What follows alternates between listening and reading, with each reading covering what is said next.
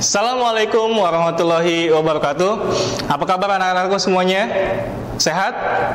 Alhamdulillah. Alhamdulillah, amin. Nahmaduna wa nasta'inu wa nastaghfiruh wa na'udzubillahi min syururi anfusina wa min sayyiati a'malina. May yahdihillahu fala mudhillalah wa may yudhlil fala hadiyalah. Asyhadu an la ilaha illallah wa asyhadu anna Muhammadan abduhu wa rasuluh. Allahumma shalli ala Muhammad wa ala ali Muhammad. Amma ba'du. Ya, anak-anakku semua, pada kesempatan kali ini tentu kita akan melanjutkan materi yang sudah berlangsung pada beberapa waktu lalu. Ada yang tahu materi lanjutannya itu apa? Ya, jadi materi lanjutan kita pada hari ini yaitu adalah sistem gerak pada manusia.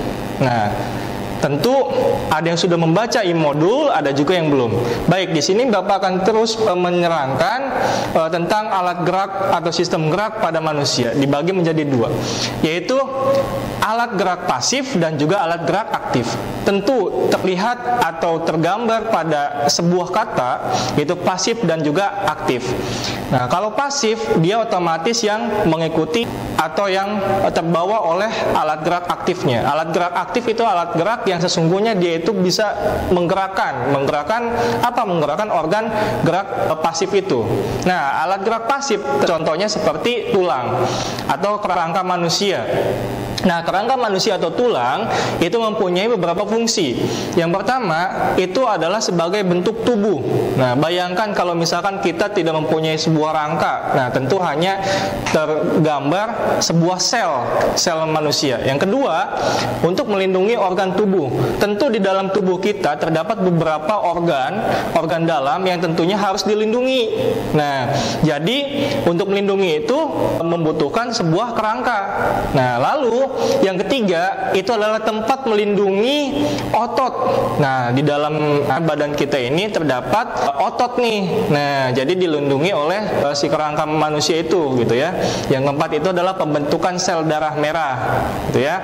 Oke, selanjutnya kita akan coba untuk menjelaskan bagaimana sih bagian-bagian dari rangka. Rangka yang pertama itu meliputi kerangka bagian atas. Nah, bagian atas itu seperti kerangka kepala. Kerangka kepala itu terdiri dari seperti kerangka bagian wajah, seperti ada tulang pipih, tulang rahang bawah, tulang rahang atas, ya, ada tulang hidung, tulang air mata, lalu ada tulang dahi, tulang baji, ya, lalu tulang kepala belakang, ya, tulang pelipis, tulang pipi, lalu ada tulang ubun-ubun.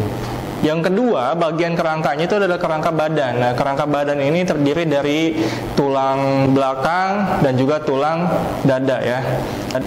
Lalu di kerangka bagian atas juga itu kita akan lihat dulu ada tulang belakang terdiri dari 7 tulang leher, 12 tulang punggung, 5 tulang pinggang, 5 tulang kelangkang, dan 4 tulang ekor.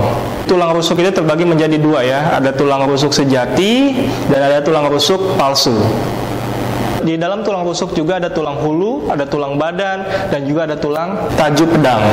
Nah, di atas ini, di bahu, ada tulang selangka namanya, ada tulang belikat juga. Di pinggul kita itu terdapat ada tulang usus, ada tulang kemaluan, dan juga ada tulang duduk. Yang ketiga itu rangka anggota gerak, ya, gerak di dalam tubuh manusia seperti kaki dan juga tangan, ya. Tangan kita terdiri dari atas tulang lengan atas, ya, ada tulang pengupil, ada tulang hasta, ada tulang pergelangan tangan. Nah, ini disebut dengan alat gerak atas, ya. Lalu di kaki itu tulang paha, tulang tempurung, ya, atau lutut, ya, lalu tulang kering, tulang pergelangan kaki, tulang jari kaki, ada tulang telapak kaki, ada tulang betis, ya. Ini termasuk ke dalam alat gerak bawah.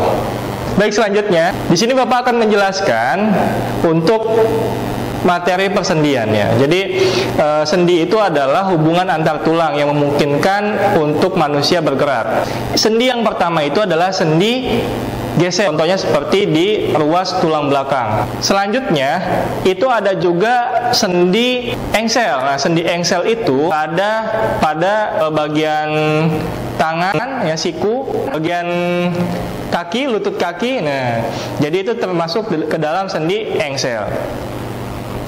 Selanjutnya, sendi putar. Nah, sendi putar ini berada pada bagian leher. Nah, selanjutnya ada juga sendi peluru. Sendi peluru itu berada pada bahu. Ya. Jadi bahu dan juga bagian pinggul. Nah, lalu selanjutnya ada juga bagian sendi plana. Ya, sendi plana itu berada di ruas jari tangan. Selanjutnya anak-anakku semua, coba perhatikan, kita di sini akan belajar tentang alat gerak aktif pada manusia. Nah, contohnya itu adalah otot. Otot itu terbagi dalam beberapa bagian, seperti otot polos. Nah, kenapa anak-anakku semua disebut dengan otot polos? Karena ketika kita lihat dengan mikroskop, ya, itu otot yang berada di dalam tubuh kita itu tidak ada garis yang berselang-seling. Ya, jadi dinamakan otot polos. Selanjutnya itu ada otot lurik. Nah, jadi otot lurik ini ketika kita lihat di dalam mikroskop itu terlihat seperti ada garis berselang-seling. Nah, contohnya seperti ini. Nah, lalu yang ketiga itu ada otot jantung. Nah, otot jantung ini yang berada di dalam bagian jantung. Nah, kenapa? Karena fungsi dari otot jantung ini juga untuk membantu dalam proses memompa jantung kita, gitu ya. Nah, terlihat pada gambar itu jantung itu mempunyai garis berselang-seling dan juga dia dapat bercabang. Maka dari itu disebut dengan otot jantung.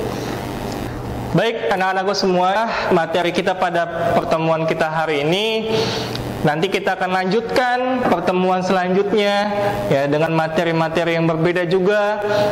Pesan Bapak kepada anak-anakku semua itu adalah tetap menjaga sistem imun kita dengan cara berolahraga di rumah, ya, lalu menjaga pola makan, dan juga ketika kita keluar rumah menggunakan masker, lalu cepat mengganti pakaian dan juga cepat mencuci pakaian setelah keluar rumah.